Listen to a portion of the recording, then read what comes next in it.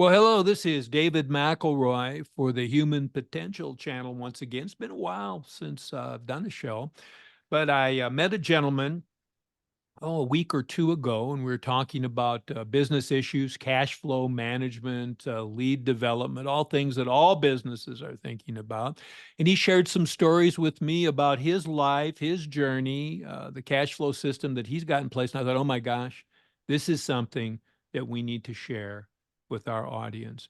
So at this time, I would like to let you introduce yourself, tell your story. I'll interrupt periodically to ask a question to help our listeners understand what it is that I thought you said. And hey, listeners, please do us a favor, give us a thumbs up so that we'll get more people to watch this fledgling show. And then number two, give us some comments.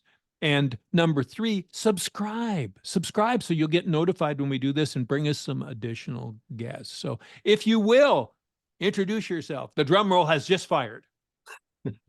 Hey, David, it's great to be here. I'm Dennis Williams, coming to you today from Bellingham, Washington.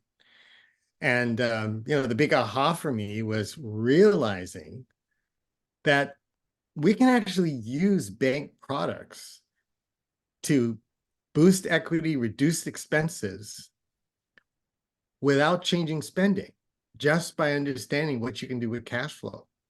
And of course, that seems too good to be true. That's probably the biggest thing you run into when you tell someone that, right? All the time. When people look at the results of what I show by making just some small changes in the way that they are executing what they pay and when, coupled with a bank small line of credit, the impact is basically what we're doing is we're shifting dollars that might have been spent in expense is now getting shifted over and to grow and build equity. And that's without making any of the other painful kinds of changes that businesses go through, like, everybody wants to go and cut expenses because that's a bit more of a sure thing than focusing on growing revenue. Well, what we're talking about here is it is painless because it doesn't require changing your expense line at all. So what it comes down to is really timing is everything. Timing is everything, David. In fact, we were talking earlier, business opportunities I've been in. When timing was right, I knocked the ball right out of the park. I'm the same guy. Other times, no matter how clever I was, if timing wasn't right, I couldn't make it work. That's exactly right. And these are things that it's just not talked about. As a matter of fact, I'll go one step further. The little tool that we are talking about is the average daily balance, or in other countries or situations, is the daily interest charge. There's no conversation around what that means and what its implications are. We only know it from one perspective. And that is when we get the statement from the bank, be it a credit card or a line of credit, in which that's what they're using to charge us. But there is no conversation talking about how do I use this system to my benefit? And that's what we do at CashMap. And it's probably what banks do for themselves and all financial institutions to heighten their profits, especially when above average consumers, above average businesses, people that could easily understand what you're doing, but just never thought it existed or think it's too good to be true.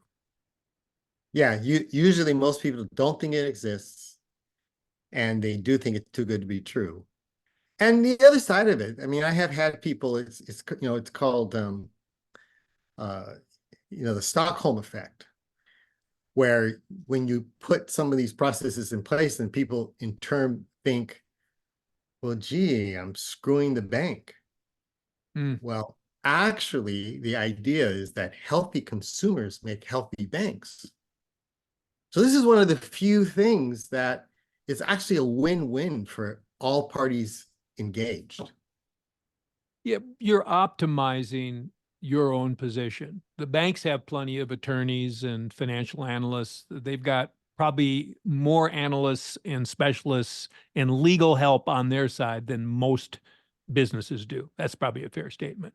So I, you're already going up against an army of people to compete with. You certainly owe it to yourself to do the right thing by you, your customers, I guess, right? You're a healthier company. You better your customers, yourself and your family. So if they want to find out more about this, I'll put down below how they can get a hold of you, how they can look at the apps, how they can find out for themselves. But in our conversations of getting to know one another, I learned some things about your history, your story, your way of thinking, your experience as a person that was fascinating to me. I thought, oh my gosh, I bet you an audience would love to hear about this. So, what has been your story that brought you from being a young, short little boy up to a full-grown man with the life experience you've had? And you worked for some majors, haven't you? yeah, I've had a rather, I would call my background rather eclectic. I have my MBA in finance from the University of Hawaii. And of course, you know, everybody wants to live in Hawaii. And my parents basically, or my father specifically, thought it was too cold in New York City. I was born in Queens, and when I was 4, they moved us to the West Coast, and I actually did my high school years in just south of Santa Barbara. And my dad thought that that was still too cold, and so the next step of what he did was moved us to Kauai after considering Tahiti and Costa Rica and The Maui. Garden Island, isn't that The what they Garden call it? Island. That's right, the Garden Island. And so that's where kind of where our family settled. And I ended up being um, initially being in healthcare because I had considered going into medicine. Um, and from there, working at Blue Cross Blue Shield of Hawaii in a variety of roles. The most recent one there was when they decided to launch a long-term care product, which I was instrumental in launching. Um, and they moved over to be a CFO for the state of Hawaii's hospital system. Again, they had two hospitals on the island of Kauai, and about at that time, we recognized we had 3 young kids at that point. The oldest was 14, and the youngest is 6, and we recognized that we'd like to move to the mainland and just kind of do that and escape some of the polarizing conversations that tragically happen in this country around ethnicity. And so our 3 kids, we moved here to Bellingham, Washington, and our 3 kids went to school in Canada. And that ended up being a phenomenal move for our kids. And we live in Washington, and we would take the kids over to the border every day for school. And when they graduated, they went to a small college in Walla Walla. It's Walla Walla University now. And our eldest was selected by Teach for America, sent back to the Big Island, in which he did it for 2 years as a teacher at a middle school, and then was selected in 2019 as Hawaii's Teacher of the Year. Wow. And so tremendously proud of him. And my second child is double major in English and history and is now involved with corporate branding out of Seattle. And my youngest is a CPA with a master's in accounting and has securities license and helps businesses associated with making tax decisions at the time investments are made as far as being integrated. So I'd have to say that the move that we made after living in Hawaii for 27 years, it served its purpose. And I'm one of these very proud fathers to say that they're all on their feet doing really well. And then I, along the way, decided to start CashMap Consulting around the idea of being able to help both individuals and businesses without changing their spending to master these bank products that transform businesses and individuals' financials. So as you reach out to business owners, although this also would work just for an individual, but not rather than just a business owner, right? It's really about cash management of debt specifically. reducing your overall cost of debt. Yes, yes, it is. But even then, believe it or not, um, that was the most overt part of, when I got into this and recognized just by, again, transitioning interest payments to now being able to move that into building capital.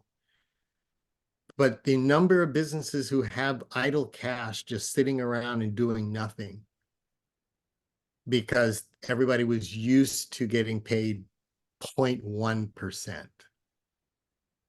And now, of 0.1% of course, what? oh, 0.1% of the dollars that they have sitting in cash. Oh, I got it. Low interest rate environment. Yeah, Okay. because of the low interest rate environment, so people didn't think it mattered. Well, of Right. course, The lack that of environment's changed. In effect, we're back to where things were probably 15 years ago, which now we consider to be high cost, but it used to be what the conditions we have today, wouldn't you say, are kind of used to be standard? Yeah, when I started in the real estate business many, many years ago, interest rates were at 14, 15, 16, 19%, depending. Adjustable rates were at 9 and 7/8. So a 1 year adjustable was significantly higher than the current fixed rate mortgages that we have on the Yeah, market. yeah. Entirely different environment. And so, Yeah. so actually there were two pieces of the equation. Yeah, the debt clearly is what, as you mentioned, but the other side of the coin was what people were not doing with free cash as far as being able to harness it. And so this solution applies to both ends. And then we can even go one step further is, I just had a case most recently in which somebody who was going to take their cash and invest it in the business, but instead they ended up putting it into a life insurance product, an index universal life product, and then borrowing the funds, putting it in the business, and then using this cash management strategy to actually put the money back in, avoiding that 4.6% charge that the insurance company was going to give them by just looking at the timing that of their cash flow. So what you said sounds like there'd be a bunch of costs involved, and I imagine there are costs, but what you're saying is, yes, there are costs involved in those things, probably a commission paid on the insurance policy, a cost of borrowing the money back from your policy to the insurance company. But even with that, the end result took the period of time to pay the debt back from what to what? I remember looking at the chart. The original payback time was going to be years, and Yeah, and we were able to do it in 1 year. And by using in this case, a small line of credit, the cost on the line of credit over the year, which was actually at a 7%, 7.5% interest rate, it was only $200 for the year, David. because of when you drew against it and when you paid it back. Yes. And so just by cutting out that interest expense, it just accelerates the process. And so now you have this new skill that you can use of the way that you manage cash that you never even thought about before because nobody even talks about it, including the bankers. So before you even talk about taking investment risk and putting money in a business is investment risk, even if you run the business, or putting it into some kind of investment vehicle, which other than maybe treasuries or certain bonds, set aside default, and that's never going to happen in treasuries. There's no risk there. But what you're talking about is really there isn't risk in what you're suggesting. There isn't No, additional cost. There's net savings, and the net savings are not just a little bit, they're no, profound. they're profound. That's exactly right. So They your are profound. typical experience when you meet someone and say this to them is they don't believe you. They don't believe me. They're intrigued by it. Then they might go talk to their financial advisor. And again, I have my MBA and I have had my securities license as well before, and I have been a CFO as well. These this principle we're not taught. It is entirely silent. So one of the challenges, of course, becomes if you're a financial advisor and you want to be trusted, the idea of acknowledging that I don't know about this, that's a major problem. So could you get financial advisors as your a referral agent where they could then represent themselves as having the cutting edge of something that other financial advisors aren't aware of or aren't sharing? Certainly, I think too often though, because depending upon the firm, these things have to go through compliance first before people are comfortable. So the entire system's not trained around this process. Registered investment advisors have that additional freedom that they in fact can do that, I see.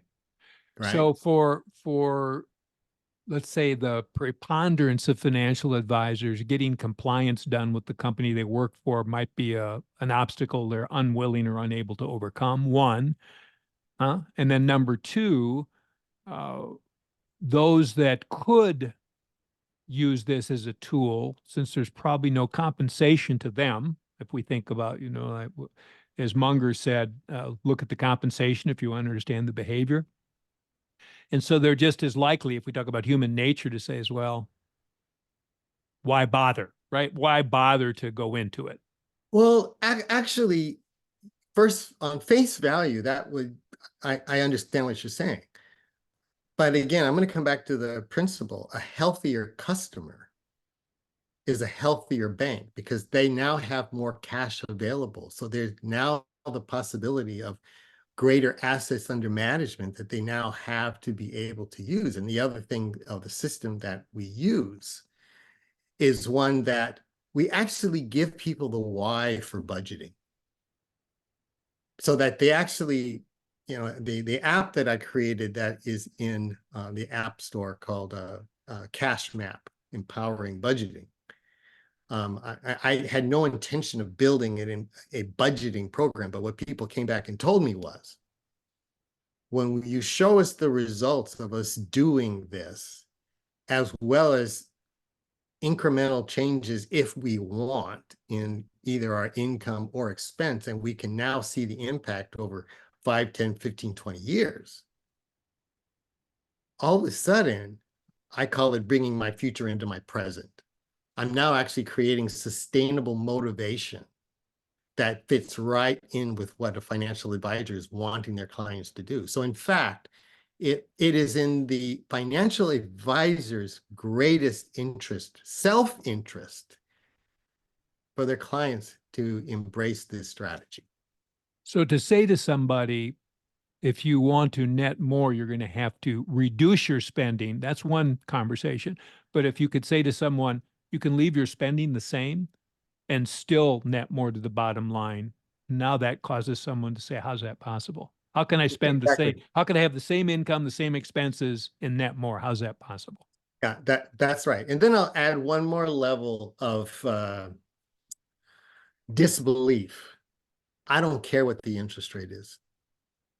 Interest rate is entirely irrelevant to me.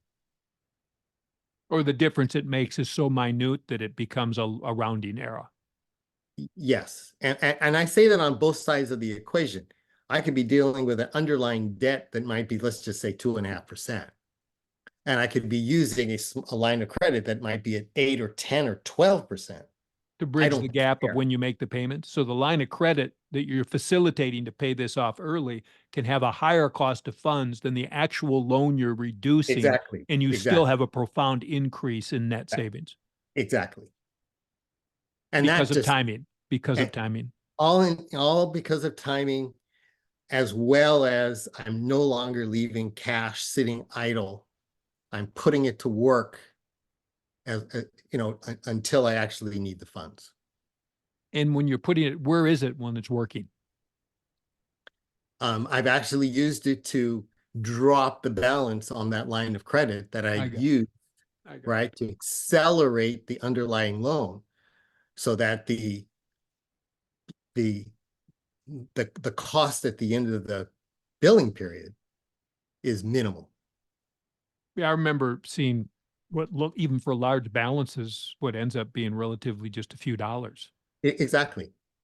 And so what the classic example of what I end up getting from when a customer talks to me, is they look at what the interest cost was and they'll say, well, when am I going to pay that money back that I borrowed, or where's the interest charge? Well, it's right there. No, that's too small. Yeah. No, that's the effect of you adjusting the timing in which you are using your cash. So we might call this the best kept secret of the financial borrowing market, is what we might call this. Yes, I would go I would love to say that it was intentional. I just simply believe, like when I spoke with my banker and I showed this to her, her comment was, I never looked at it from the customer perspective. We think about, you can almost think that the existing system that we have is almost as if, we're providing, the bank is providing convenience. You don't have to regularly, just wait until we send you the statement before you end up having to get a bill, right? No, don't worry about it. Well, now you can, now we're basically sharing that just a couple tweaks and you're now dramatically changing what that expense line is that you can in turn use it for something else. So you might have your due date, but there's also something else that is a date when certain charges occur. What's the difference between the due date and your actual billing cycle? Well, let me give you a personal example that my wife does to me. Let's change, we've got the billing cycle, but let's simplify it to the cutoff date. My wife will tell me something. Oh, if you're going to go buy that, can you wait a couple days before you put that on the credit card? Because the cutoff date might be tomorrow, so it's not going to show up on the statement till another month from now. That's exactly the same process that we're thinking in terms of knowing what that cycle is of when the bank is calculating interest. And based around that, I adjust the timing that I pay my expenses. So would you have to ask your bank or your lender, credit card or whatever, when's the cutoff date? Will they know how to answer that question? In my 10 years, and I've spoken to large banks as well as credit unions, I have only been answered and I asked that question, had they only answered me once. They don't know what it is either. I have to describe it in detail. They have to go talk to a supervisor. Nobody asks about this. This is something that is just not taught. And something that's just not taught has a profound bearing on how much you get to keep of your own money. Exactly. Wow. Yeah. So we're not talking about some complicated formula, David. Or that you need an MBA in finance in order to figure it out. That's right. As a matter of fact, the real irony around this is that I find that the smarter the person is, the more insistent that they are this can't be possible because they're embarrassed to think they left cash on the table. And that they're looking for the trick. Sure, there must be a trick I'm overlooking. No. Usually it is, I don't know what I'm talking about. Because I'm smart. I would have figured it out. So that's an interesting thought to imagine, and I'm sure many in our audience are of high intellect, that they can decide ahead of time that something that is true isn't, because if it were, they'd already know. And therefore, as I shared with you earlier before we got on here and Groucho Marx statement, I would never want to be the member of a club that would have me for a member. Well said. Well, this has been wonderful. So over the course of your life, to even take the time to put this system together, what have you learned in thinking styles other than the comment that we just made that has allowed you to grow and learn and solve problems in your life? I think there's a couple of things. There's a phrase that we've kind of coined in our family. Small changes bring big results, right? It's not the big stuff, it's the little stuff That's that just have as easy to not do. that exactly. That's something, and you can apply that to life in general. So How could so it make a difference? It's so small. How could that's it right. possibly make a difference? That's right. Just like the timing on payments. How could it That's right. possibly? And in And the fact, how others, could it possibly make an important difference? exactly. And so that's where, of course, most people just really don't understand the power of compounding. And the power of compounding has an impact not just with money, but just life choices that we end up making. Einstein Something called it the eighth wonder of the world. exactly. If you got a kid, reading to your kid every day, gosh, can't make that big of a difference. But over time, it has a compounding impact. Well, you've And turned out some successful children, so that must have been. So when you're saying really, what we're saying is pay attention to them, spend some yeah, time with them. In fact, yeah, I believe that the problem that we have in society today starts not in school, whatever deficiencies there are in the school system, but it starts at home. It starts at home with the parents not having the time or the interest to be with their children. yes. And that's truly mentoring at the smallest scale. But even taking it beyond that, in succession planning in companies, or be it we can also talk about as people end up growing, about many of our social problems. The biggest thing that we have is our experiences that we can pass on to someone else that they can benefit from. You just, obviously, since I'm a person of color and people ask me what makes you so different, it's growing up in an environment of conscious mentoring, of sharing information that in turn, just having that as a key part of your core value of what you do, those around you benefit. And so, are there been people that took the time for you, probably including your parents, that had a pivotal impact on who you turned out to be as a grown man? Most definitely. Most definitely. I can think of just as one example, a college professor I had, general chemistry, in which I remember one time I didn't do well on an exam, and he called me in his office and proceeds to ask me questions that were on the test before he showed me my exam. And I answered them correctly, just like this. He looked at me and said, I knew you know the work, the material, because I see you teaching other students. And then he tossed my test paper at me and said, what's this crap you wrote down? I looked at it, and clearly it was nerves. But for him to take the time just to be able to share and to walk me through the process, to relax, profound impact. It's the little stuff that makes the difference in being able to show that you're interested in those around you to be able to succeed. It And that doesn't you take long. noticed, huh? That you actually That's right. noticed. That's right. I've been in environments where nobody was acknowledging anybody. Yep. Busy environment, nobody.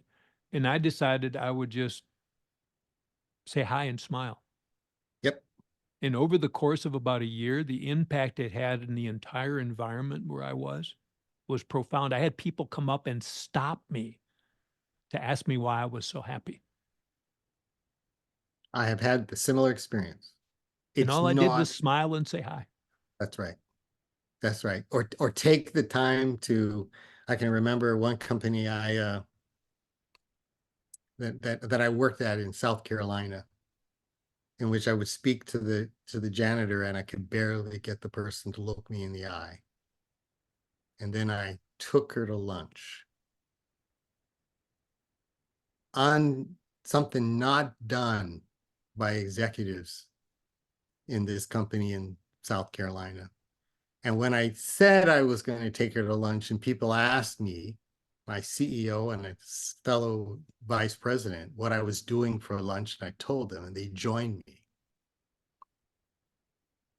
Never had happened before. A CEO and an executive VP and a VP taking the janitor to lunch. How easy is that? But after that point, when she saw me, she'd look me in the eye, give me a fist bump and smile. You changed your life. It's not hard. You just got to care. And that's really the system that I've created in cash management. It's a few little things that you just do it repeatedly and the impact is huge. So, where can someone get more information or have a private talk with you about implementing this? The You can certainly just kind of drop me a note via email at dennis@cashmapconsulting.com.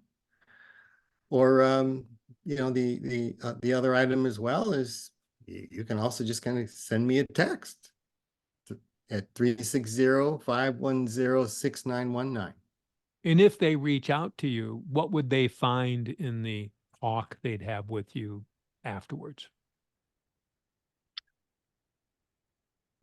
There are really just kind of two things that we would be talking about.